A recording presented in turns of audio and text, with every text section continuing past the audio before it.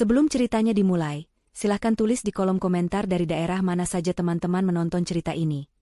Jangan lupa like dan subscribe agar channel ini bisa semakin berkembang dan bisa mempersembahkan cerita yang lebih menarik lagi. Pagi itu, sinar matahari menembus tirai jendela, menyorot tumpukan majalah mode yang terserak di atas karpet bludru. Ruangan megah itu adalah kamar tidur utama di sebuah rumah mewah yang dikelilingi taman terawat, sebuah istana modern yang menjadi saksi bisu kebahagiaan, atau setidaknya, apa yang tampak seperti kebahagiaan. Di tengah ranjang king size, Rina membuka mata, wajahnya yang cantik dan lembut berhias senyum. Di sisinya, suaminya, Andi, masih terlelap pulas. Rina memandangi wajah damai suaminya, hatinya dipenuhi rasa syukur. Rina, seorang wanita muda yang penuh pesona dan keanggunan, merasa seperti berada di puncak dunia. Pernikahannya dengan Andi, putra tunggal dari keluarga Wijaya yang sangat kaya dan terpandang, adalah impian banyak wanita. Mereka berdua adalah pasangan sempurna di mata semua orang. Andi, dengan paras tampan dan karisma alaminya, adalah CEO muda yang sukses, mewarisi sebagian besar perusahaan keluarga. Sementara Rina, lulusan cum laude dari universitas terkemuka, memilih untuk mengurus rumah tangga dan sesekali terlibat dalam kegiatan sosial. Hidup mereka bergelimang kemewahan. Mobil-mobil mewah berjejer di garasi, liburan ke luar negeri setiap musim, dan menginap di hotel-hotel bintang 5 menjadi rutinitas. Salah satu tempat favorit mereka, yang juga menjadi langganan keluarga Wijaya, adalah sebuah hotel ikonik di pusat kota dengan pemandangan kota yang memukau. Di sanalah, banyak kenangan indah mereka tercipta, dari perayaan ulang tahun pernikahan hingga sekadar kencan romantis di akhir pekan. Hubungan Rina dengan mertuanya, Bapak dan Ibu Wijaya, juga sangat harmonis. Sejak awal, Rina diterima dengan tangan terbuka. Bapak Wijaya, seorang pengusaha senior yang bijaksana, selalu menganggap Rina seperti putri kandungnya sendiri, memuji kecerdasan dan keanggunannya. Ibu Wijaya, wanita elegan yang hangat, sering menghabiskan waktu bersama Rina, membawanya belanja atau sekadar minum teh sore sambil berbagi cerita. Rina adalah anugerah terbesar bagi keluarga kami, seringkali Ibu Wijaya berkata, yang membuat Rina merasa semakin dicintai dan dihargai. Kehadiran mereka seakan mengokohkan fondasi pernikahan Rina dan Andi, menjadikannya tampak tak tergoyahkan. Namun, di balik lapisan-lapisan kemewahan dan keharmonisan yang memesona, Rina mulai merasakan getaran halus yang mengganggu. Layaknya retakan tak terlihat pada kaca kristal yang indah, ada sesuatu yang mulai berubah pada diri Andi. Awalnya, itu hanya bisikan kecil di benaknya, yang dengan cepat ia tepis sebagai kekhawatiran yang tidak berdasar. Mungkin aku hanya terlalu lelah, pikirnya, atau, Andi pasti sibuk sekali di kantor. Rina berusaha meyakinkan dirinya sendiri bahwa pernikahan mereka sempurna, dan apapun yang ia rasakan hanyalah ilusi. Perubahan itu dimulai perlahan, seperti tetesan air yang terus-menerus mengikis batu. Andi yang dulunya selalu pulang tepat waktu untuk makan malam, kini sering pulang larut malam dengan alasan, rapat mendadak, atau, urusan bisnis di luar kota. Ponselnya, yang dulu sering tergeletak begitu saja di meja, kini selalu terkunci dengan kode sandi baru dan tidak pernah jauh dari jangkauannya. Bahkan saat ia tidur. Ketika Rina bertanya tentang pekerjaannya, Andi akan menjawabnya dengan nada terburu-buru, terkadang dengan detail yang tidak konsisten. Pernah suatu malam, ia kembali dengan aroma parfum asing yang samar-samar, bukan wangi parfum mahal yang biasa ia kenakan. Saat Rina bertanya, Andi dengan cepat menjawab bahwa itu adalah parfum dari rekan kerjanya yang duduk di sebelahnya. Rina mengangguk, mencoba percaya, namun bisikan keraguan itu semakin nyaring. Rina mencoba berbicara dengan Andi, tapi setiap kali ia memulai percakapan serius, Andi akan menghindar. "Kamu terlalu banyak berpikir, sayang," katanya, sambil memeluk Rina dengan canggung. "Pekerjaanku memang sedang banyak, itu saja." Atau, yang lebih sering, Andi akan membalikan keadaan, membuat Rina merasa bersalah karena terlalu curiga. "Kamu tidak percaya padaku? Aku bekerja keras untuk kita, Rina, dan ini balasanmu." Pertanyaan itu selalu membungkam Rina. Ia merasa hatinya teriris, bukan karena marah, melainkan karena kebingungan. Kebingungan Rina semakin diperparah oleh sikap mertuanya. Ketika Rina mencoba berbagi kegelisahannya, Bapak dan Ibu Wijaya selalu membela putra mereka. "Rina, Andi adalah anak yang baik," kata Bapak Wijaya dengan lembut, tangannya menepuk bahu Rina. "Dia pewaris perusahaan besar, tentu saja bebannya berat. Jangan terlalu memikirkannya." Ibu Wijaya menambahkan, "Kamu hanya terlalu banyak waktu luang, sayang. Cobalah cari kesibukan, mungkin bergabung dengan klub golf atau semacamnya, biar tidak terlalu cemburu." Kata-kata mereka, Yang seharusnya menenangkan, justru membuat Rina merasa semakin sendirian. Mereka adalah orang-orang yang paling Rina percaya, namun mereka menolak untuk melihat apa yang ia lihat. Dalam kesendiriannya, Rina kembali merenung. Apakah ia yang terlalu berlebihan? Apakah ia sedang mengada-ada? Ia kembali melihat-lihat foto-foto lama mereka, saat mereka masih begitu bahagia, saat tawa mereka terasa begitu tulus. Ia melihat foto-foto saat mereka berlibur di hotel langganan keluarga Wijaya, tempat yang menyimpan begitu banyak kenangan manis. Sebuah senyum pilu terukir di bibirnya. Ia berusaha mati-matian untuk mempertahankan citra pernikahan sempurna ini, tapi bisikan keraguan itu kini berubah menjadi suara gemuruh yang sulit untuk diabaikan. Rina tidak tahu bahwa keraguan kecil yang selama ini ia tepis adalah awal dari sebuah kebenusan besar yang akan mengubah hidupnya selamanya. Ia tidak sadar bahwa fondasi kebahagiaan yang ia bangun di atas pasir telah rapuh. Di suatu tempat di luar sana, di antara hiruk-pikuk kota yang sibuk, suaminya sedang membangun kehidupan lain, kehidupan yang sama sekali tidak Rina ketahui, dan rahasia itu perlahan tapi pasti akan meledak, menghancurkan segalanya. Babak pertama dari kisah ini, yang dipenuhi dengan ilusi dan kebohongan, sebentar lagi akan berakhir, membuka jalan bagi sebuah kenyataan pahit yang tak pernah Rina bayangkan. Kegelisahan yang tadinya hanya bagai riak kecil di permukaan kini, telah berubah menjadi gelombang yang mengaduk-aduk hati Rina. Kehidupan yang tampak sempurna mulai kehilangan kilau emasnya, digantikan oleh bayangan-bayangan gelap yang menari-nari di setiap sudut rumah. Senyum Rina semakin sering terasa hampa. Dipaksa keluar hanya untuk menutupi kekosongan dan kekhawatiran yang menggerogoti jiwanya. Ia masih mencintai Andi, suaminya, pria yang ia kenal sebagai sosok yang hangat dan setia. Namun, sosok yang kini ada di depannya terasa seperti orang asing yang mengenakan topeng. Perubahan perilaku Andi semakin kentara, tak lagi bisa diabaikan. Jika dulu Andi adalah sosok yang sangat terbuka, kini ia seolah membangun dinding tak terlihat di sekelilingnya. Ponselnya adalah benteng terkuat. Rina ingat betul, dulu ia bebas memeriksa ponsel Andi, seringkali menemukan pesan-pesan lucu dari teman-temannya atau foto-foto konyol mereka berdua. Kini, ponsel itu selalu terkunci, dan Andi tak pernah membiarkannya jauh dari genggamannya. Di meja makan, saat menonton televisi, bahkan di kamar mandi, ponsel itu selalu ada. Suatu sore, Rina masuk ke kamar dan melihat Andi terbaring di ranjang, asyik dengan ponselnya. Bibirnya melengkung dalam senyum misterius. Rina mencoba mendekat. "Apa yang lucu, Mas?" tanyanya lembut. Sontak, Andi tersentak, raut wajahnya berubah panik. Ia segera mengunci layar dan menyembunyikan ponselnya di bawah bantal. Gerakan spontan yang penuh ketakutan itu menusuk hati Rina lebih dalam dari 1000 pedang. "Bukan apa-apa," jawab Andi gugup. "Hanya grup chat kantor yang heboh. Kamu mau makan? Aku lapar." Andi berusaha mengalihkan pembicaraan, namun Rina tidak bodoh. Ia tahu, ada sesuatu yang disembunyikan. Perubahan lainnya semakin memperkuat kecurigaan Rina. Aroma parfum asing yang pernah ia cium kini bukan lagi hanya samar-samar. Beberapa kali, saat Andi pulang larut malam, Rina mencium aroma parfum wanita yang manis dan menyengat. Bukan wangi parfum wanita dari teman atau klien kantor.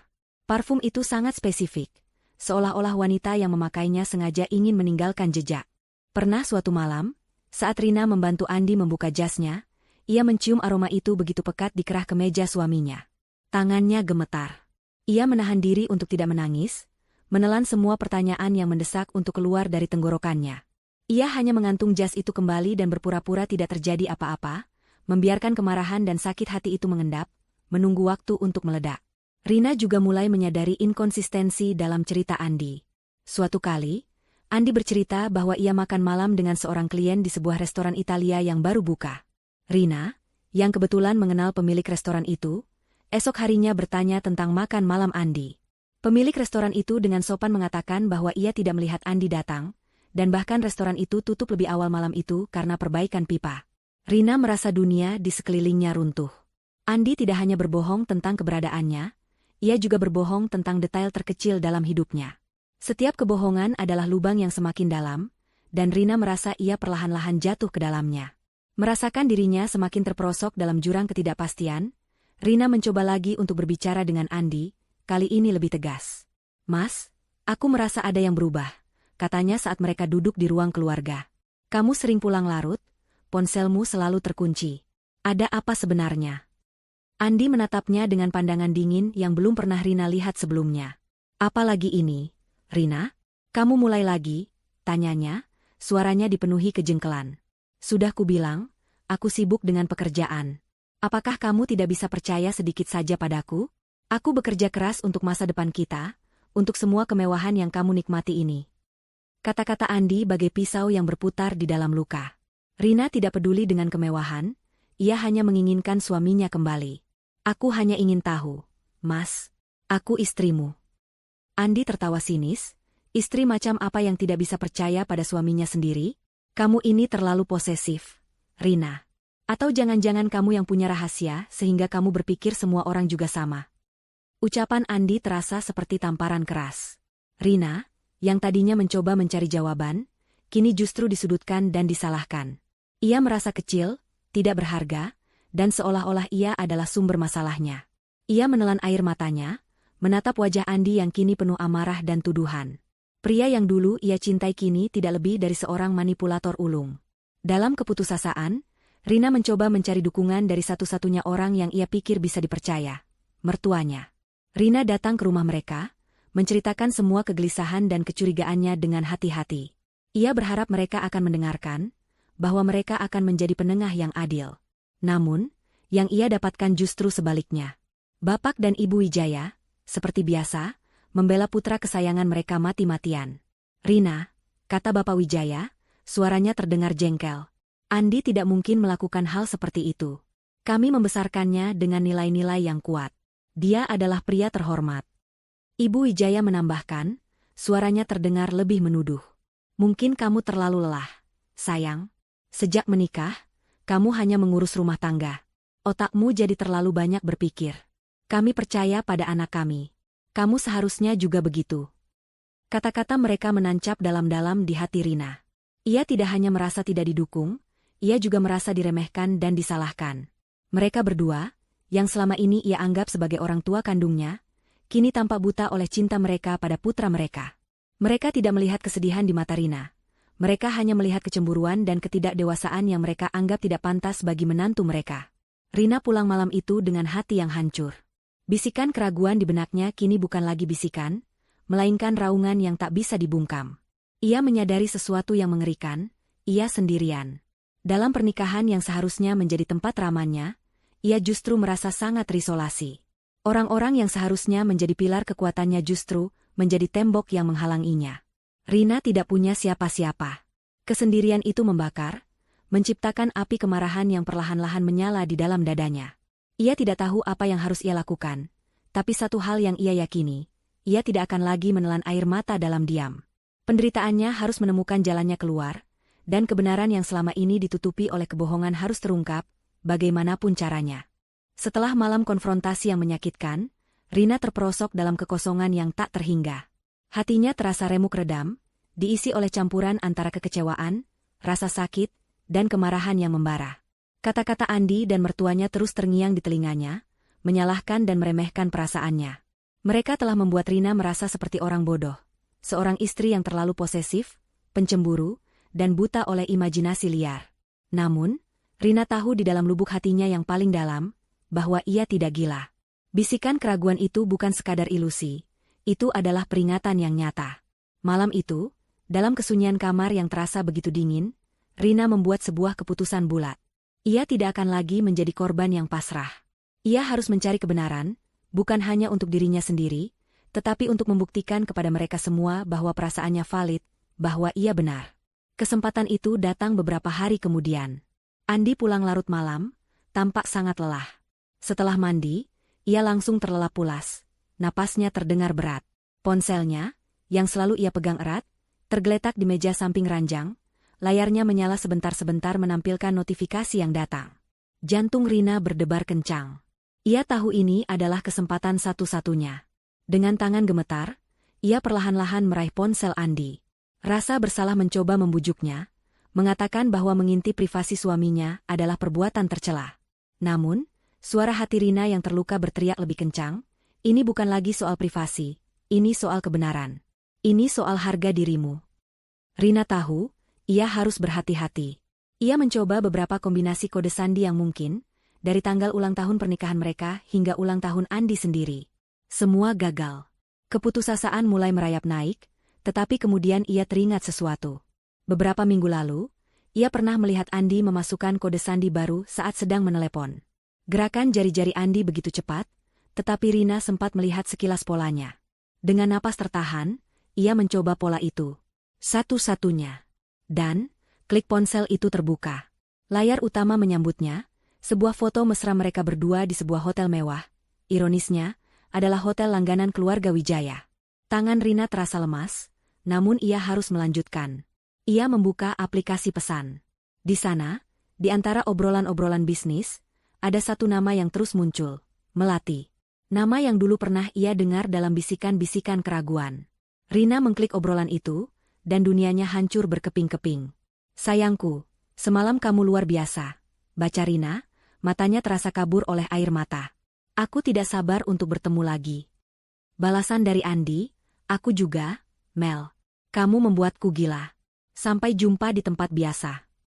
Air mata Rina mengalir deras, membasahi pipinya. Ia terus menggulirkan pesan-pesan itu, setiap kata adalah tusukan pisau yang menyakitkan. Ada janji-janji manis, kata-kata cinta, dan rencana-rencana masa depan yang seharusnya menjadi miliknya. Pesan-pesan itu membuktikan bahwa perselingkuhan ini bukan sekadar kesalahan satu malam, melainkan hubungan terlarang yang sudah berjalan lama dan penuh dengan kebohongan. Rina beralih ke galeri foto. Di sana, bukti yang lebih mengerikan menunggunya. Puluhan foto mesra Andi dan seorang wanita muda yang cantik namun tampak licik, terukir dalam pose-pose intim yang membuat Rina mual.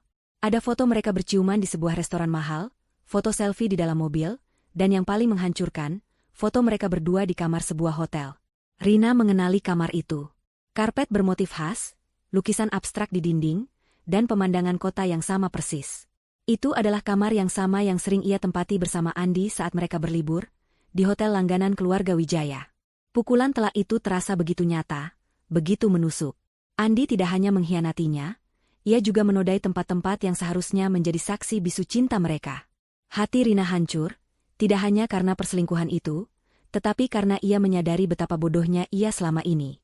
Bisikan keraguan itu benar, aroma parfum itu nyata, dan kebohongan-kebohongan Andi adalah tipu muslihat yang ia ciptakan dengan sempurna. Ia merasa malu, marah, dan sangat terluka. Air matanya kini bercampur dengan air mata amarah. Kemarahan pada Andi yang telah mengkhianatinya dengan begitu keji. Kemarahan pada mertuanya yang menolak untuk mempercayainya. Kemarahan pada dirinya sendiri karena buta dan naif. Rina tidak bisa lagi menahan isak tangisnya. Ia menangis tanpa suara, membenamkan wajahnya di bantal agar Andi tidak terbangun. Saat itulah, sebuah ide gila namun brilian muncul di benaknya. Ia tidak akan mengkonfrontasi Andi sendirian. Ia tidak akan hanya sekadar meminta penjelasan, karena ia tahu, Andi akan mengarang kebohongan lain. Rina ingin kebenaran ini terungkap secara spektakuler, di hadapan semua orang yang telah menolaknya. Terutama di depan Bapak dan Ibu Wijaya. Mereka yang begitu memuja putra mereka, yang menganggap Andi sebagai malaikat, harus melihat dengan mata kepala mereka sendiri, bahwa malaikat mereka adalah iblis bertopeng. Tangan Rina yang tadinya gemetar karena rasa sakit kini mengepal erat. Mata Rina, yang tadinya dipenuhi air mata kepedihan, kini bersinar dengan api dendam. Ia tidak lagi melihat dirinya sebagai korban yang lemah. Ia melihat dirinya sebagai seorang pejuang yang telah mendapatkan senjata pamungkasnya, kebenaran. Ia akan memastikan bahwa kebenaran ini tidak hanya akan menghancurkan Andi, tetapi juga akan membuka mata semua orang yang selama ini telah membutakan diri mereka sendiri.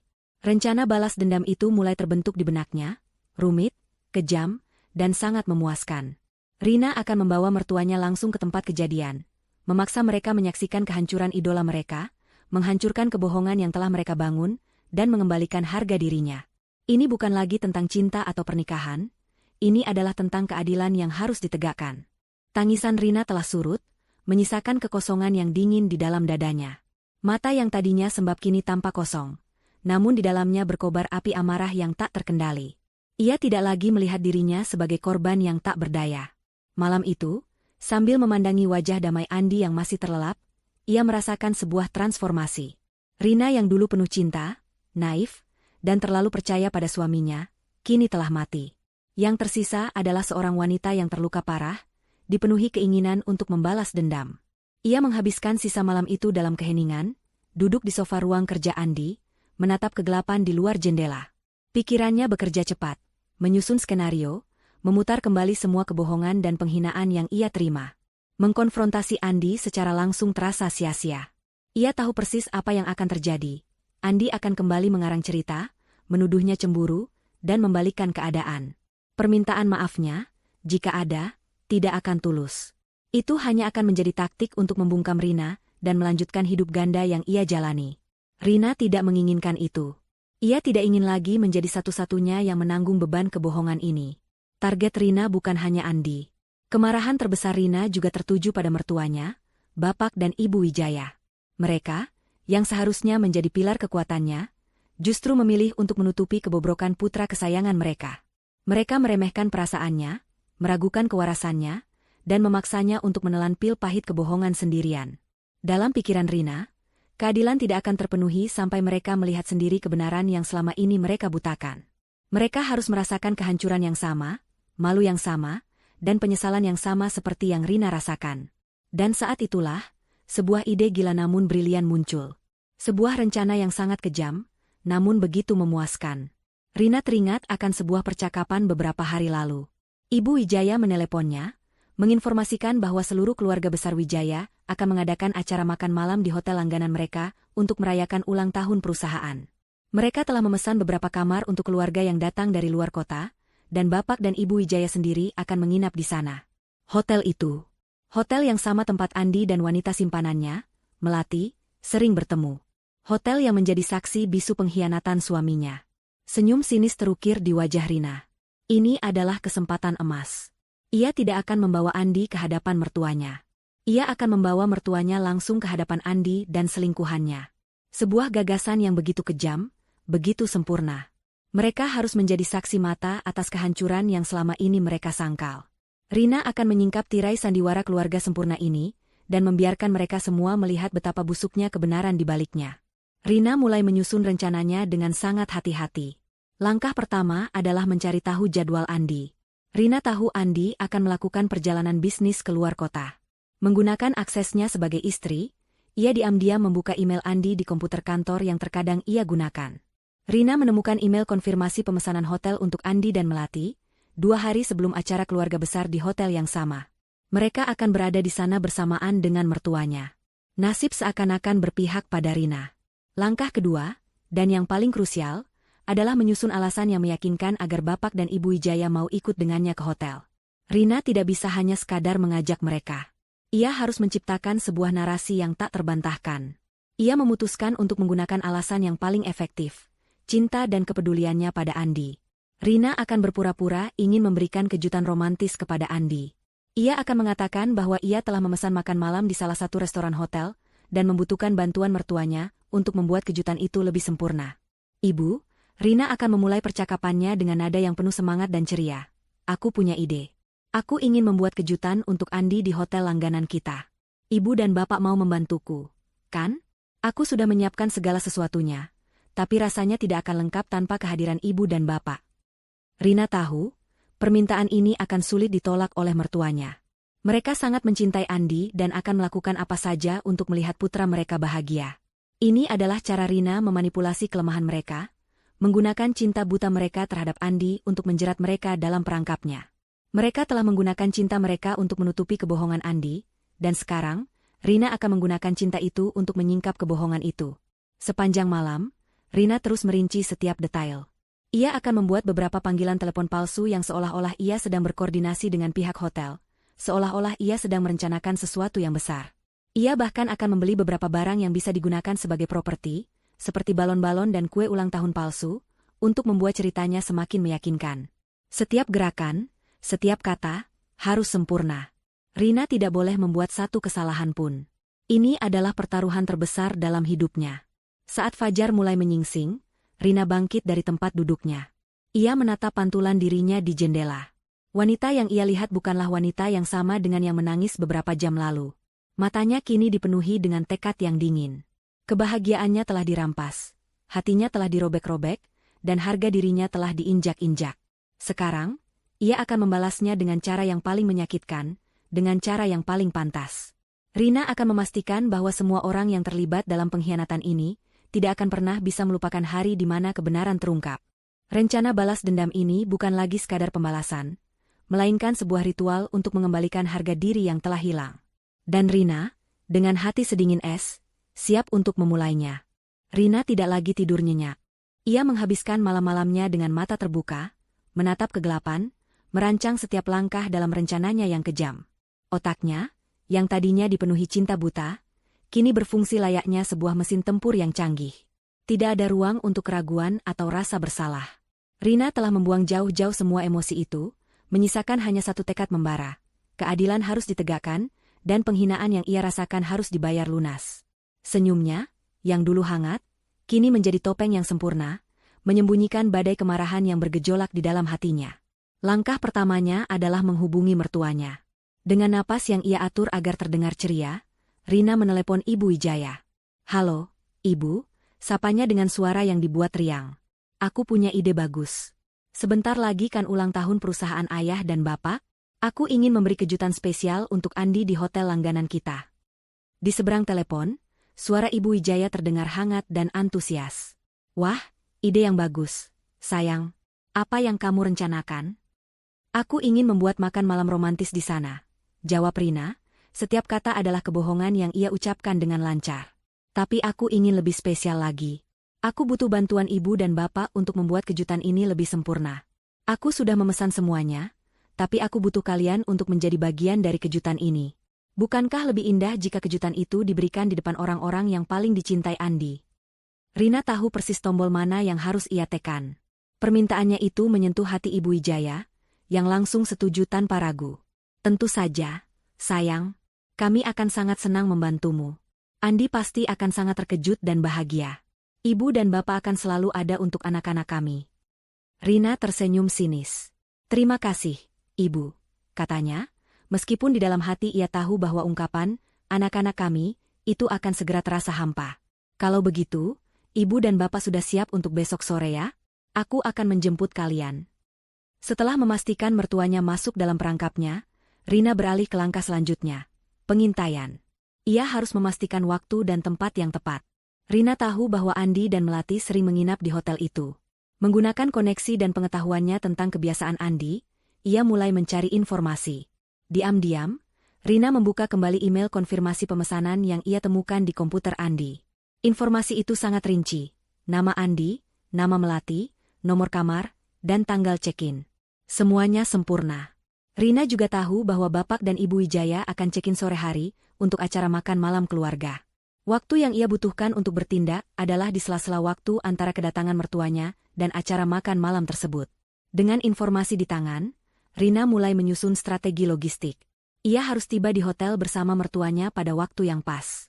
Tidak terlalu cepat, tidak terlalu lambat. Ia juga harus memiliki alasan yang masuk akal untuk menuju kamar tertentu. Untuk membuat ceritanya semakin meyakinkan, Rina keluar rumah untuk membeli properti yang ia perlukan. Ia pergi ke sebuah toko pernak-pernik dan membeli balon-balon berwarna-warni, lilin-lilin aromaterapi, dan sebuah kotak kado kosong yang ia bungkus dengan rapi. Ia bahkan membeli sebuah kue ulang tahun kecil dengan tulisan Happy Anniversary yang ia sembunyikan di dalam kotak kado. Setiap pembelian itu terasa seperti sebuah ironi yang menyakitkan. Ia sedang mempersiapkan sebuah perayaan palsu yang akan berakhir dengan kehancuran. Air mata Rina hampir tumpah saat ia melihat lilin-lilin yang ia beli. Dulu, ia sering membeli lilin yang sama untuk menghias kamar mereka di hotel itu. Sekarang, ia membelinya untuk sebuah tujuan yang sangat berbeda. Kembali ke rumah, Rina menghabiskan waktu berjam-jam untuk berlatih. Ia berlatih tersenyum di depan cermin, memastikan senyumnya terlihat tulus dan antusias. Ia berlatih mengucapkan dialog-dialognya, memastikan tidak ada nada gugup atau marah yang keluar dari suaranya. Ia harus terlihat seperti seorang istri yang sedang merencanakan kejutan manis, bukan seperti seorang wanita yang sedang merencanakan balas dendam paling kejam. Rina bahkan membuat beberapa panggilan telepon ke hotel, menyamar sebagai asisten pribadi Andi, untuk mengonfirmasi detail pemesanan kamar Andi dan menanyakan apakah ada permintaan khusus. Ia menggunakan alasan untuk memastikan semua berjalan lancar, dan Andi tidak suka jika ada kesalahan.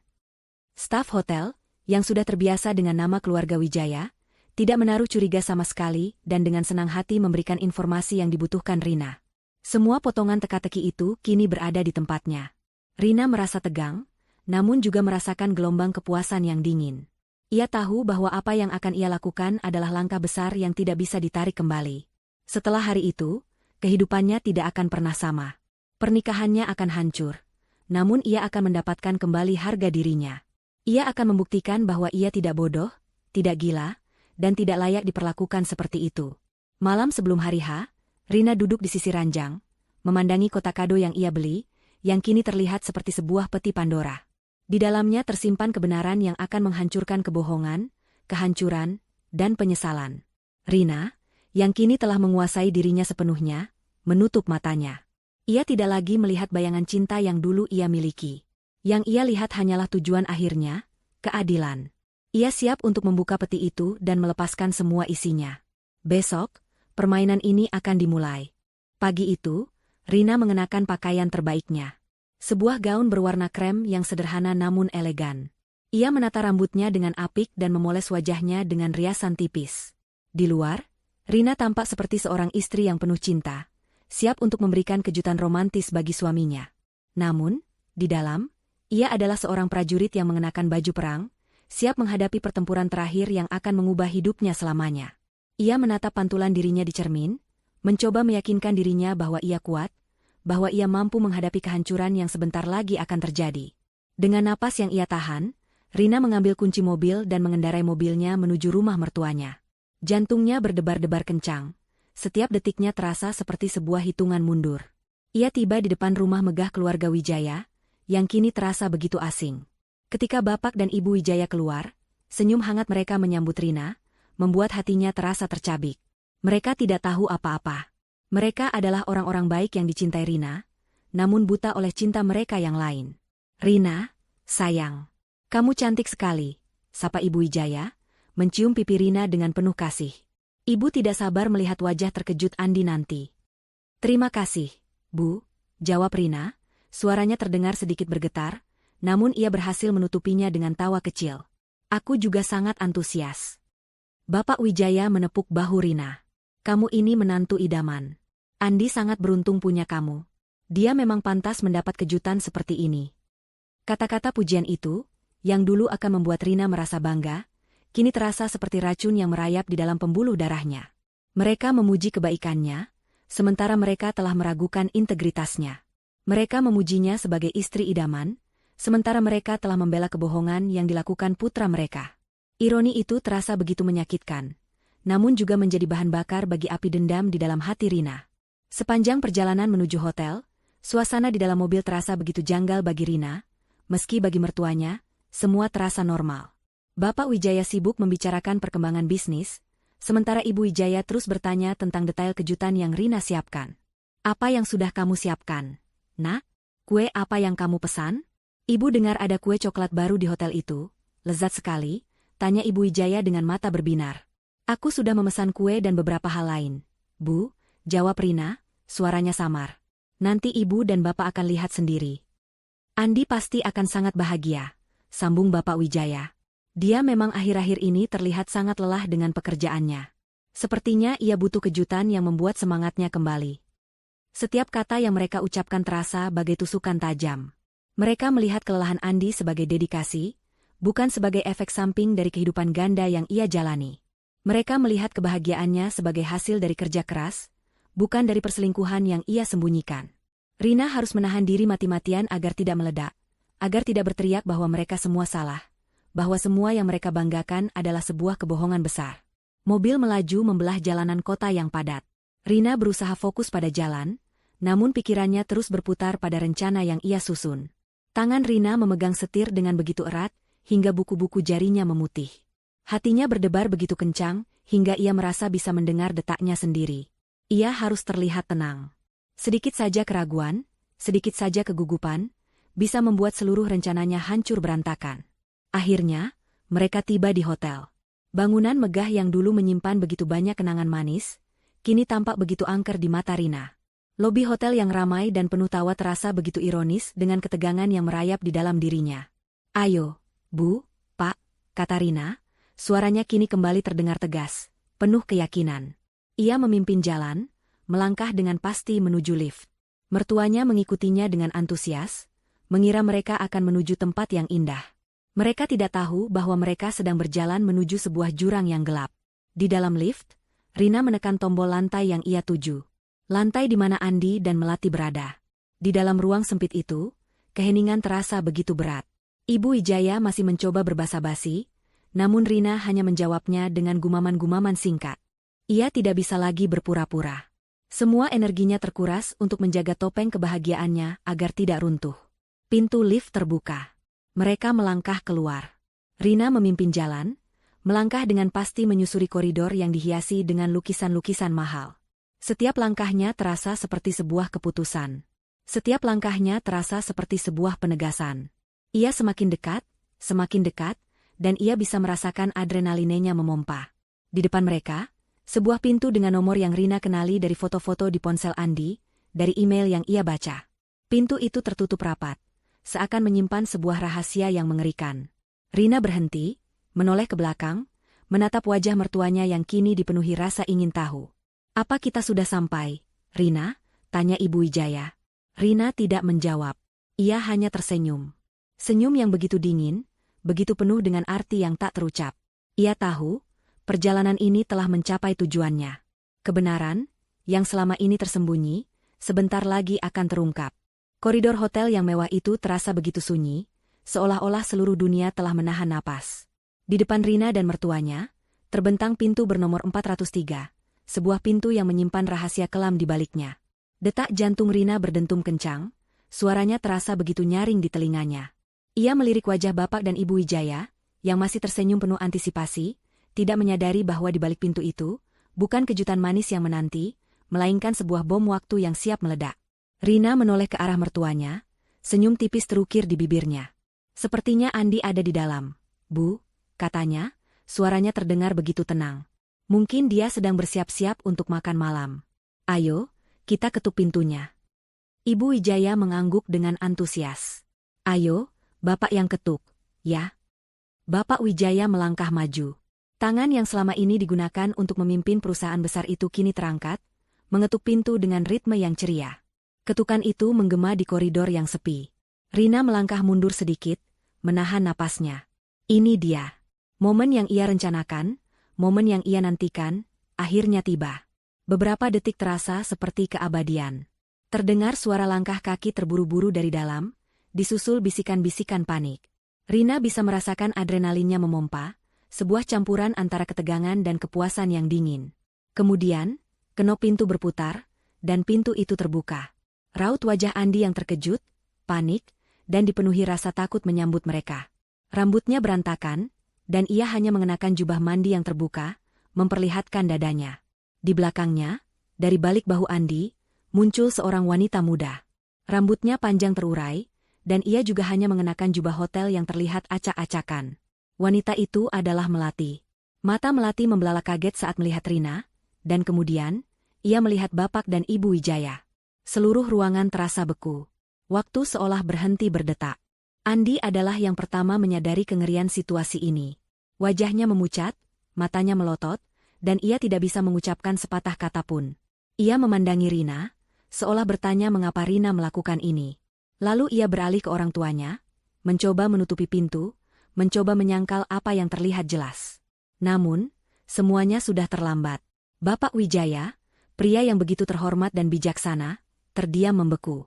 Ekspresi wajahnya adalah perpaduan antara kebingungan, tidak percaya, dan kemarahan yang mendalam.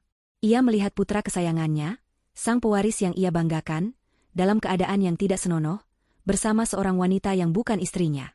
Ibu Wijaya, di sisi lain, tidak bisa menahan emosinya. Sebuah jeritan kecil tertahan di tenggorokannya, disusul dengan kemarahan yang meledak. "Andi, apa-apaan ini?" teriak Ibu Wijaya, suaranya menggema di koridor. "Apa yang sedang kamu lakukan?"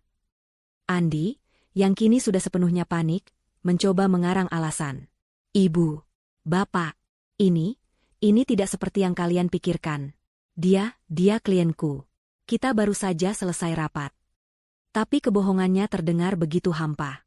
Di belakang Andi, Melati mencoba melarikan diri, menyusup ke dalam kamar, namun Ibu Wijaya dengan cepat menahan pintu. "Jangan kabur kamu. Siapa kamu? Apa yang kamu lakukan dengan anakku?" Kemarahan Ibu Wijaya tidak lagi tertuju pada Melati, melainkan pada putranya sendiri. Ia menatap Andi, wajahnya penuh dengan kekecewaan dan amarah. "Andi, kamu sudah punya istri. Kamu sudah punya Rina. Kenapa kamu lakukan ini?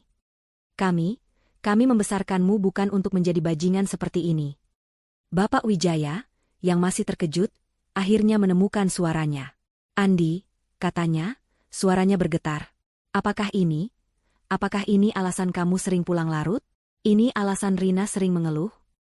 Ia menatap putranya, matanya dipenuhi dengan air mata kekecewaan. Ia telah membela Andi mati-matian, menganggap Rina terlalu berlebihan, dan kini, kebenaran yang kejam menamparnya begitu keras. Andi mencoba menarik jubahnya agar menutupi lebih banyak tubuhnya, tetapi usahanya sia-sia. Ia terperangkap, dihukum oleh mata orang tuanya sendiri. Ia menatap Rina, dan untuk pertama kalinya, ia melihat Rina yang baru. Rina tidak lagi meneteskan air mata. Wajahnya datar, matanya kosong, namun di dalamnya tersimpan sebuah kepuasan yang dingin. Rina tidak mengatakan apa-apa. Ia hanya berdiri di sana, menyaksikan kehancuran yang ia picu sendiri. Melati, yang kini terpojok di balik pintu, mencoba memberanikan diri. Tante, Om, ini semua salah paham. Kami tidak bermaksud. Diam kamu, potong Ibu Wijaya, menunjuk Melati dengan jari gemetar. Kamu sudah merusak rumah tangga anak saya. Kamu bukan siapa-siapa, berani-beraninya kamu. Andi, yang sudah tidak bisa mengendalikan situasi, mencoba menarik ibunya menjauh. Ibu, jangan libatkan dia. Ini masalahku. Rina, kenapa kamu lakukan ini padaku? Aku tidak melakukan apa-apa, Mas, potong Rina, suaranya begitu dingin. Aku hanya ingin menunjukkan kebenaran. Kebenaran yang kalian semua tolak. Kebenaran yang kalian anggap gila. Ucapan Rina adalah pukulan terakhir. Bapak dan Ibu Wijaya menatapnya. Mereka melihat luka di mata Rina. Mereka melihat kesedihan yang selama ini mereka butakan. Mereka menyadari, dengan rasa malu yang luar biasa, bahwa Rina benar. Rina tidak gila. Rina tidak cemburu. Rina adalah korban dari kebohongan yang mereka semua jaga. Chaos meletus di koridor hotel. Teriakan Ibu Wijaya, makian dari Bapak Wijaya, dan kepanikan Andi bercampur menjadi satu. Rina berdiri di sana, di tengah-tengah kehancuran, merasa kosong namun juga dipenuhi dengan rasa keadilan yang dingin. Rencana balas dendamnya telah berhasil. Kebohongan telah terungkap.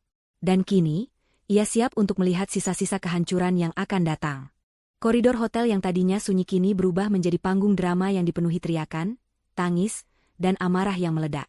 Pintu kamar 403 terbuka lebar, memperlihatkan kekacauan di dalamnya, namun kekacauan yang jauh lebih besar sedang terjadi di luar, di hadapan Bapak dan Ibu Wijaya yang kini melihat putra kesayangan mereka dalam keadaan yang paling memalukan. Kekecewaan, kemarahan, dan rasa malu bercampur menjadi satu, membentuk badai emosi yang dahsyat. Ibu Wijaya adalah yang pertama kali meledak. Suara tangisnya berubah menjadi raungan amarah. Andi, kamu ini sudah gila. Kamu menghancurkan semuanya. Apa yang kamu pikirkan? Ibu membesarkanmu dengan cinta, ibu membesarkanmu untuk menjadi pria yang terhormat, bukan untuk menjadi bajingan seperti ini. Ia menunjuk Andi dengan jari yang gemetar, matanya merah, dipenuhi air mata dan api. Di belakang istri yang begitu baik, yang begitu mencintaimu, kamu melakukan ini. Di hotel langganan keluarga kita? Kamu benar-benar tidak punya hati. Andi, yang masih mencoba mencari kata-kata untuk membela diri, terpojok oleh gelombang kemarahan ibunya. Ibu, dengarkan aku. Ini tidak seperti yang... Tidak seperti yang apa? Mataku tidak buta, Andi. Ibu melihatnya dengan jelas. Kamu dengan wanita ini, di kamar hotel ini. Ibu Wijaya memotong, suaranya naik beberapa oktav. Ibu tidak bisa membayangkan betapa malunya ibu sekarang. Kamu mencoreng nama baik keluarga kita. Di sisi lain, Bapak Wijaya tampak lebih tenang. Namun amarah yang ia rasakan jauh lebih dingin dan menakutkan. Pria yang biasanya bijaksana dan penuh perhitungan itu kini berdiri dengan bahu yang merosot. Matanya menatap Andi dengan pandangan yang kosong, seolah-olah ia sedang melihat orang asing. Andi, katanya, suaranya sangat pelan, namun mengandung kekuatan yang membuat semua orang terdiam. Kami membela kamu. Kami meragukan istri yang begitu tulus. Kami mengira dia cemburu, kami mengira dia berlebihan. Dan ternyata dia benar. Kamu membuat kami terlihat bodoh. Kamu membuat kami menertawakan penderitaan Rina. Kata-kata Bapak Wijaya menusuk Andi lebih dalam daripada teriakan ibunya. Andi memohon, air mata mulai mengalir di wajahnya. Bapak, maafkan aku. Aku bisa jelaskan. Rina menjebakku. Ia menoleh ke arah Rina, matanya dipenuhi kebencian dan keputusasaan. Kamu yang melakukan ini, kan? Kamu mau menghancurkan aku. Rina, yang berdiri agak jauh dari kerumunan, hanya menatap Andi dengan pandangan datar. Ia tidak berteriak, ia tidak menangis. Ia hanya menyaksikan. Ia melihat kebohongan Andi yang terakhir, yang mencoba menyalahkan dirinya. Dan ia tahu, kebohongan itu tidak akan berhasil. Andi, tutup mulutmu, teriak Ibu Wijaya. Jangan berani-berani kamu menyalahkan Rina. Istrimu yang malang ini sudah berjuang untuk mempertahankanmu, dan kamu malah mengkhianatinya. Kamu bahkan mencoba membohongi kami. Di tengah kekacauan itu, Melati, wanita simpanan Andi, mencoba melarikan diri dari kamar. Namun, tangannya ditarik dengan kuat oleh Ibu Wijaya. Mau kemana kamu? Hah? Bentaknya. Kamu tidak akan bisa kabur begitu saja setelah menghancurkan keluarga kami. Melati terpojok, wajahnya pucat pasi. Ia mencoba membela diri. Tante saya tidak tahu kalau Andi sudah menikah. Dia bilang dia duda. Dasar pembohong, teriak Ibu Wijaya. Apakah kamu pikir kami bodoh? Ponselmu, pesan-pesanmu, semua itu tidak mungkin salah. Andi, melihat Melati diserang, mencoba membela wanita itu. Ibu, jangan kasar. Ini bukan salah Melati. Pembelaan Andi justru menjadi bumerang. Bapak Wijaya, yang selama ini hanya diam, kini menatap putranya dengan tatapan yang penuh kebencian. Jadi kamu masih membelanya? Setelah semua ini, kamu lebih memilih wanita murahan ini daripada istrimu sendiri, daripada keluargamu sendiri? Suasana semakin memanas. Bapak Wijaya menarik tangan Andi dengan kasar. Ayo ikut Bapak. Kita akan selesaikan ini di tempat lain. Andi, yang kini sudah tidak berdaya, tidak bisa melawan. Ia diseret oleh bapaknya, sementara ibunya masih berteriak histeris, meluapkan semua kekecewaan dan kemarahan yang ia rasakan. Pintu kamar 403 dibanting menutup, meninggalkan Melati yang ketakutan di dalamnya dan Rina yang berdiri sendirian di koridor. Rina menoleh ke arah pintu yang tertutup itu. Di baliknya, kehancuran yang ia inginkan telah terjadi. Kehormatan Andi, kepercayaan orang tuanya, dan citra keluarga sempurna itu kini hancur lebur. Rina tidak merasakan kemenangan, ia hanya merasakan kekosongan yang dingin. Ia telah mendapatkan keadilan, namun harga yang harus ia bayar terasa begitu mahal. Di koridor yang sama, Melati akhirnya memberanikan diri membuka pintu, melihat Rina berdiri sendirian. Melati menatap Rina dengan mata penuh ketakutan. Mereka berdua, dua wanita yang menjadi korban dan pelaku dalam drama yang sama, kini berdiri dalam keheningan yang canggung. Rina menatap Melati, tidak ada kebencian, hanya sebuah tatapan kosong. Ia telah memenangkan pertempuran, tapi ia merasa seperti telah kehilangan segalanya. Pertunjukan yang ia rencanakan telah berakhir, dan kini, ia harus menghadapi sisa-sisa kehancuran yang telah ia picu. Setelah badai emosi meledak dan Andi diseret pergi oleh kedua orang tuanya, koridor hotel kembali sunyi. Rina berdiri di sana, sendirian, di tengah puing-puing kebohongan yang kini telah hancur lebur. Air mata yang selama ini ia tahan akhirnya tumpah. Bukan karena kesedihan, melainkan karena kelegaan yang luar biasa. Ia telah berhasil. Kebenaran yang begitu kejam itu akhirnya terungkap di hadapan orang-orang yang paling perlu melihatnya. Namun, rasa kemenangan itu tidak terasa manis. Yang tersisa hanyalah kekosongan dan kelelahan yang mendalam. Rina berjalan pelan menuju lobi, menemukan sebuah sofa di sudut yang sepi. Ia duduk di sana, membiarkan dirinya tenggelam dalam kesunyian. Ponselnya berdering, sebuah panggilan dari Ibu Wijaya. Rina ragu sejenak, namun ia akhirnya mengangkatnya. Rina, di mana kamu? Nak? Suara Ibu Wijaya terdengar serak, dipenuhi dengan penyesalan yang mendalam. Tolong jangan pergi. Kami ingin berbicara denganmu. Rina menghela napas. Aku di lobi, Bu. Beberapa menit kemudian, Bapak dan Ibu Wijaya muncul, dengan wajah yang terlihat sangat lelah dan penuh kesedihan. Kerut di dahi Bapak Wijaya tampak lebih dalam, dan mata Ibu Wijaya sembab. Mereka duduk di seberang Rina, keheningan di antara mereka terasa begitu berat. Ini bukan lagi pertemuan menantu dan mertua yang penuh tawa. Ini adalah pertemuan antara seorang korban dan orang-orang yang telah menjadi bagian dari penderitaannya. Ibu Wijaya adalah yang pertama membuka percakapan. Air matanya kembali mengalir. Rina, Ibu tidak tahu harus berkata apa. Ibu sangat malu. Kami sangat malu. Ia menundukkan kepalanya, tidak berani menatap mata Rina. Selama ini kami membelanya, kami menuduhmu. Kami mengira kamu terlalu posesif, terlalu cemburu. Padahal kamu benar. Kamu tidak gila, Nak, kami yang buta. Bapak Wijaya meletakkan tangannya di atas tangan Rina, gerakannya begitu lembut dan penuh permohonan. Rina, Bapak tidak akan meminta kamu untuk mengerti. Bapak hanya ingin meminta maaf. Kami telah menyakitimu. Kami telah meragukanmu. Kami tidak percaya pada anak kami sendiri, dan kami bahkan tidak percaya pada menantu kami yang selama ini kami anggap putri sendiri. Pengakuan tulus itu membuat hati Rina yang beku perlahan mencair. Rina menatap wajah mereka yang dipenuhi rasa penyesalan. Ia melihat ketulusan di mata mereka, sebuah kejujuran yang tidak pernah ia dapatkan dari Andi. Selama ini, yang paling menyakitkan bagi Rina bukanlah perselingkuhan itu sendiri, tetapi rasa pengkhianatan dari orang-orang yang seharusnya menjadi sistem pendukungnya. Pengakuan mereka adalah validasi yang selama ini ia butuhkan. Aku hanya ingin kalian tahu kebenarannya, ujar Rina, suaranya bergetar. Aku tidak ingin kalian membela seseorang yang tidak pantas dibela.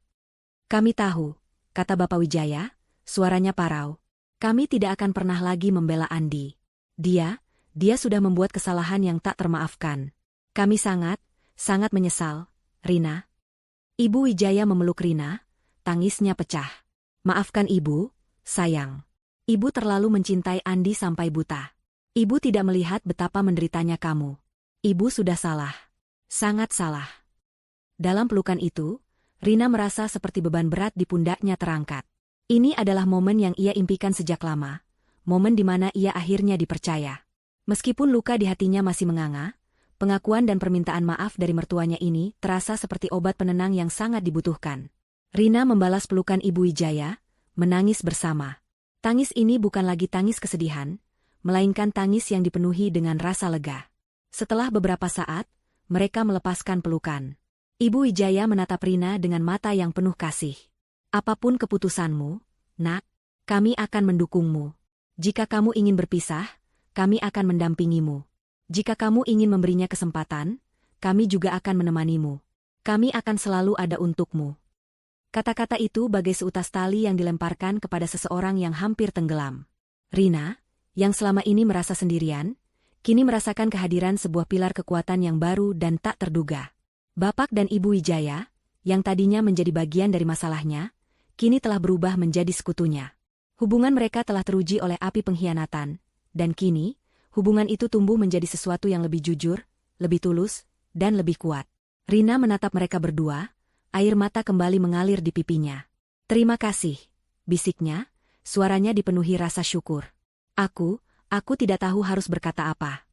Tidak perlu berkata apa-apa, kata Bapak Wijaya, tangannya menggenggam tangan Rina dengan erat. Kamu sudah memberikan kami kebenaran. Sekarang giliran kami untuk memberimu keadilan. Malam itu, Rina tidak kembali ke rumah. Ia menginap di hotel yang sama, di kamar yang berbeda, ditemani oleh mertuanya. Selama ini, ia selalu berpikir bahwa setelah semua kebohongan terungkap, ia akan merasa kosong dan sendirian. Namun, yang ia rasakan justru sebaliknya. Ia merasa lebih ringan, lebih divalidasi, dan lebih kuat dari sebelumnya. Rina tahu, ia masih punya jalan panjang untuk pulih. Tapi kini, ia tidak lagi sendirian. Ia punya dua orang tua baru, yang kini berjanji untuk berdiri di sisinya, apapun yang terjadi. Malam di hotel itu terasa begitu panjang, namun juga penuh makna. Setelah percakapan yang penuh air mata dan penyesalan, Rina akhirnya bisa merasakan ketenangan yang telah lama hilang. Ia tidak kembali ke kamar yang ia tinggalkan bersama Andi. Bapak dan Ibu Wijaya telah memesankan kamar lain untuknya, tepat di sebelah kamar mereka. Dalam pelukan hangat dari mertuanya, Rina merasa seperti seorang anak yang kembali ke rumah setelah tersesat. Kebohongan telah terungkap, dan kini, ia tidak lagi sendirian. Pagi harinya, Rina terbangun dengan perasaan yang berbeda. Kekosongan di hatinya masih ada, namun kini diisi oleh rasa kekuatan yang baru. Ia melihat pesan masuk di ponselnya, puluhan pesan dari Andi yang dipenuhi kata-kata panik, permohonan maaf, dan tuduhan. Rina hanya membaca sekilas, hatinya kini sudah kebal. Kata-kata itu tidak lagi menyentuhnya. Bapak dan Ibu Wijaya datang ke kamar Rina, membawa sarapan. Wajah mereka masih terlihat lelah, namun mata mereka memancarkan kehangatan dan dukungan yang tulus. Kamu butuh ini, Nak, kata Ibu Wijaya, meletakkan nampan berisi bubur dan teh hangat di meja. Kamu harus makan. Selama sarapan, Bapak Wijaya memulai percakapan yang serius. Rina, kami sudah berbicara dengan Andi. Katanya, suaranya terdengar berat. Dia tidak punya alasan yang bisa dimaafkan. Kami sudah sangat kecewa. Bapak sudah mengatakan padanya bahwa ia harus menerima konsekuensi dari perbuatannya. Rina mendengarkan dengan seksama. Ia tahu, di balik suara Bapak Wijaya yang tenang, ada badai kemarahan dan kekecewaan yang jauh lebih besar. Kami tidak akan memberinya dukungan lagi, lanjut Bapak Wijaya, menatap mata Rina. Perusahaan akan kami kelola sementara waktu. Kami akan memotong semua fasilitas yang selama ini ia nikmati. Dia harus merasakan akibat dari perbuatannya. Dan yang paling penting, Rina, kami ingin kamu tahu bahwa kami akan selalu berada di sisimu. Apapun keputusan yang akan kamu ambil. Kata-kata itu bagai sebuah pengumuman resmi yang mengukuhkan posisi Rina. Mereka tidak lagi membela Andi. Mereka memilih untuk berdiri di sisinya. Ini bukan lagi soal pernikahan, ini soal keadilan. Ibu Wijaya menggenggam tangan Rina, matanya dipenuhi kasih sayang. Nak, ibu tahu kamu sangat mencintai Andi. Tapi ibu juga tahu, cinta tidak seharusnya menyakitkanmu seperti ini. Jika kamu ingin mengakhiri pernikahan ini, kami akan mendukungmu sepenuhnya. Kami akan memastikan hak-hakmu terpenuhi, dan kamu tidak akan kekurangan apapun. Kami akan memastikan kamu tetap menjadi bagian dari keluarga ini. Rina terharu mendengar janji tulus itu. Selama ini, ia takut. Ia takut kehilangan tidak hanya suaminya, tetapi juga keluarga barunya. Kini, ketakutan itu sirna. Ia memiliki dukungan yang tak terduga, dan itu memberinya keberanian yang ia butuhkan. Dengan hati yang mantap, Rina mengambil keputusan yang telah lama mengendap di dalam benaknya. Aku tidak bisa lagi melanjutkan pernikahan ini, katanya, suaranya penuh keyakinan. Terlalu banyak kebohongan, terlalu banyak luka. Aku tidak bisa lagi mempercayainya. Aku ingin berpisah. Seketika itu juga, Ibu Wijaya memeluk Rina dengan erat. Itu adalah keputusan yang paling benar, sayang. Kami bangga padamu. Rina merasakan kelegaan yang luar biasa. Ia tidak lagi harus berpura-pura, tidak lagi harus menelan air mata. Ia telah mendapatkan keadilan, dan kini ia siap untuk memulai hidupnya yang baru. Dengan dukungan penuh dari mertuanya, Rina merasa seperti seorang wanita yang kembali menemukan kekuatannya. Setelah keputusan itu diambil, Rina memberanikan diri untuk menelepon Andi. Ia ingin menyatakannya secara langsung, tanpa perantara. Suara Andi di seberang sana terdengar putus asa. Rina, sayang, kamu di mana? Maafkan aku bisa jelaskan. Aku sudah berjanji pada ibu dan bapak bahwa aku tidak akan melakukannya lagi. Cukup, Andi, potong Rina, suaranya tenang dan tegas. Aku sudah tidak butuh penjelasanmu. Aku sudah melihat semuanya. Aku juga sudah membuat keputusan. Aku ingin kita berpisah. Aku ingin bercerai. Terdengar suara terkejut dari seberang telepon. Apa? Tidak, Rina. Jangan begini. Aku mencintaimu. Kamu tidak bisa melakukan ini padaku. Aku bisa, dan aku akan melakukannya. Jawab Rina, tidak ada keraguan dalam suaranya. Aku sudah mendapatkan keadilan yang aku butuhkan, dan aku sudah mendapatkan dukungan yang aku butuhkan. Aku sudah tidak punya alasan untuk bertahan lagi. Selamat tinggal, Andi. Rina mengakhiri panggilan, menutup babak pahit dalam hidupnya. Ia tidak lagi menoleh ke belakang. Dengan bapak dan Ibu Wijaya di sisinya, Rina kini menatap masa depan. Keputusan ini bukan hanya tentang mengakhiri pernikahan, tetapi juga tentang menemukan kembali dirinya sendiri. Menemukan kekuatan dan kemandirian yang selama ini tersembunyi di balik bayang-bayang pernikahan yang tampak sempurna. Rina, yang dulu rapuh dan penuh ketakutan, kini telah menjadi wanita yang tangguh, siap untuk menghadapi dunia yang baru dengan kepala tegak. Ia telah mendapatkan keadilan, dan kini ia siap untuk mendapatkan kebahagiaan. Pagi setelah perceraian diputuskan, dunia terasa sangat berbeda. Bagi Andi, dunia yang tadinya berpusat pada kekayaan, kekuasaan, dan kebahagiaan semu, kini runtuh berkeping-keping. Panggilan telepon dari Bapak Wijaya terasa bagai hukuman mati. Bapak Wijaya tidak berteriak. Suaranya sangat tenang, namun setiap kata yang keluar darinya adalah sebuah eksekusi yang dingin. Kamu telah menghancurkan kepercayaan kami, Andi. Kami tidak akan lagi membiarkanmu mengelola perusahaan. Semua fasilitas yang kamu nikmati, kami cabut. Mobil, kartu kredit, dan saham, semuanya. Kamu harus belajar merasakan akibat dari perbuatanmu sendiri. Dunia Andi seketika gelap. Ia tidak lagi memiliki apapun. Uang dan kekuasaan yang ia gunakan untuk memuaskan nafsunya, kini sirna. Ia dipecat dari posisinya sendiri, diusir dari rumah mewah yang selama ini ia anggap miliknya, dan semua akses ke aset keluarga diblokir. Andi, yang tadinya terbiasa dengan kehidupan serba mewah, kini harus menghadapi kenyataan pahit bahwa ia tidak punya apa-apa tanpa dukungan orang tuanya. Ia mencoba menghubungi Melati, berharap bisa mendapatkan sedikit simpati, namun yang ia temukan hanyalah sebuah nomor yang tidak lagi aktif.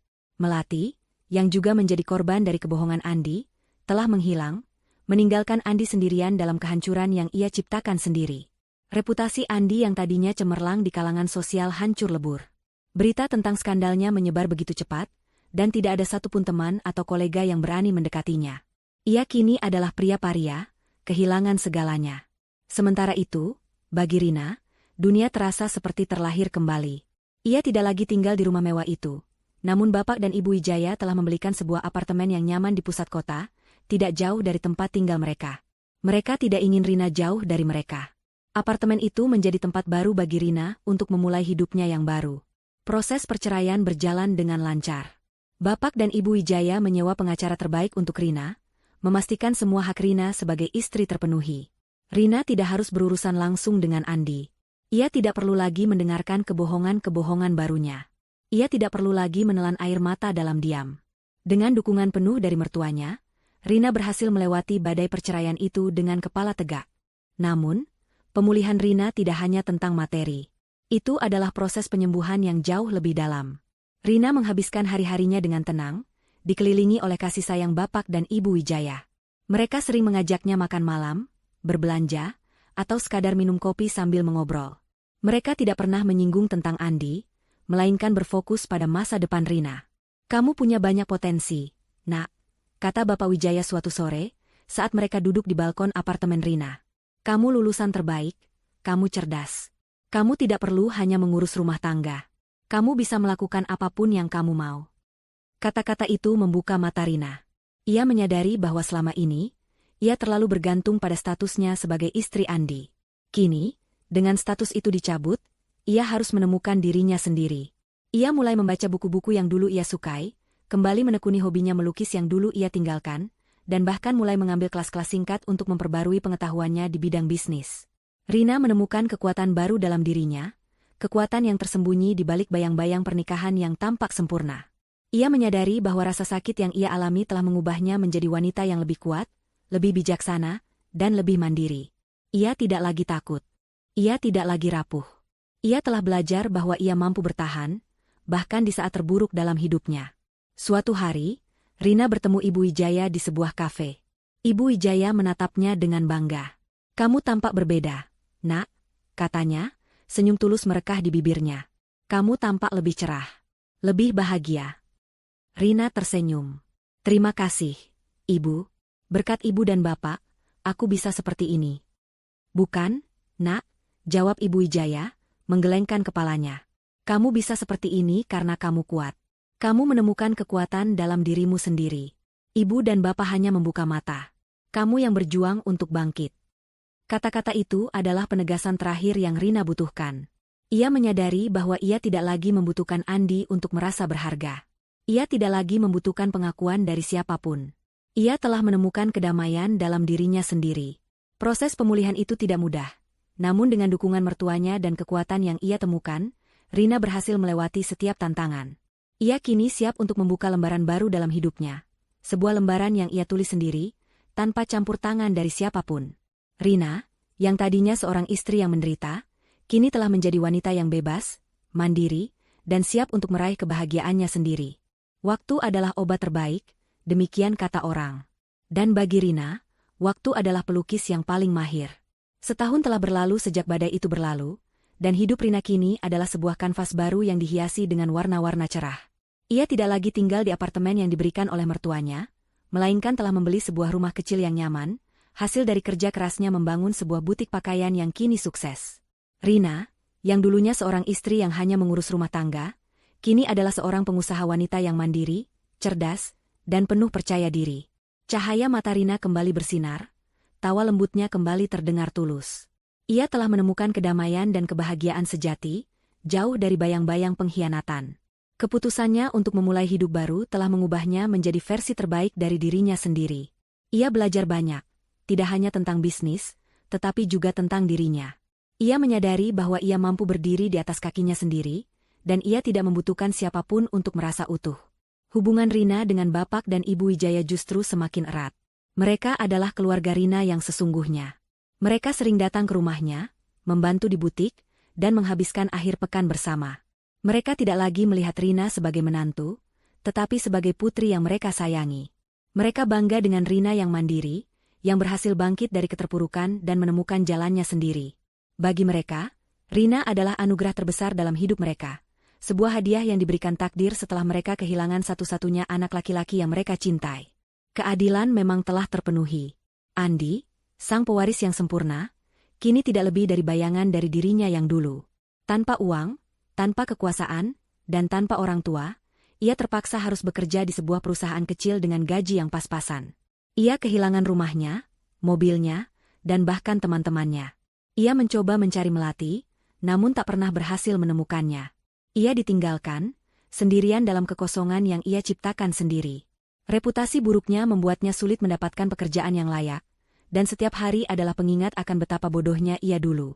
Andi, yang dulu begitu arogan, kini adalah pria yang rapuh, penuh penyesalan, dan kehilangan arah.